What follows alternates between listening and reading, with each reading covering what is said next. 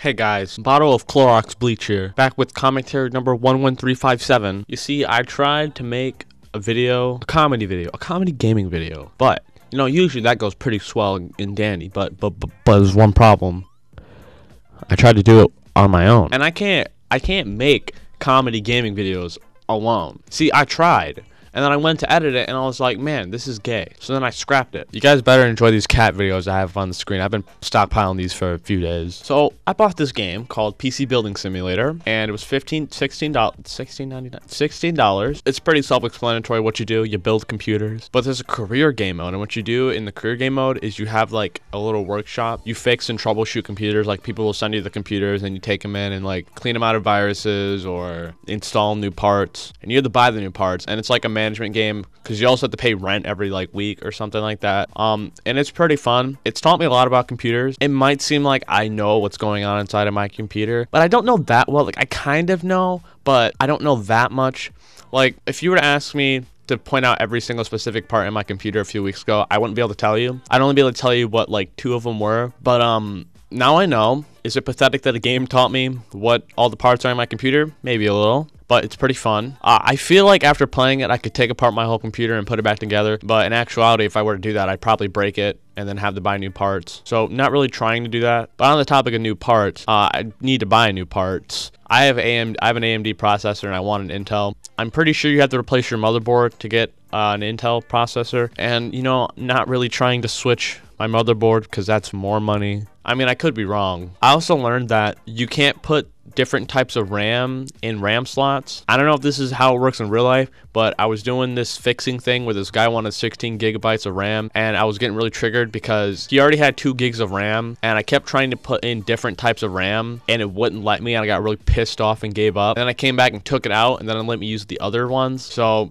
I learned that, but it's a pretty fun game. It's more of like one of those chill games. You kind of just sit down and relax. Even if you're like not a computer person, you can still learn from it because on the title screen, there's a how to build PC, and it just shows you how everything works in the game. And then after that, you pretty much have it. I mean, sometimes it can get annoying when you buy the wrong part or you don't know what to do, but it's still a really fun game all around, and I'm pretty happy I bought it. My uncle has an SSD for me for my computer that I was supposed to get like 6 months ago, and I haven't really gone over there to get it installed yet. Also have to wipe my whole computer. That's going to be fun. I mean, I don't really care though, because all I really care about that's on my computer is like a few folders with my YouTube stuff in it and pictures. Other than that, I don't care because the rest of the shit's taking up all my space is just games, and I can reinstall those. So earlier today, I was just chilling home alone. I got bored and I was like, you know what? I feel like going up to the gas station and getting food. So I rode my bike up to the gas station and I was like, man, I got a hankering for some Faygo and Sour Patches, right? That's usually what I get when I go to the gas station. So I grabbed my Sour Patches, you know, got back on my bike, and I left. One thing I can confidently say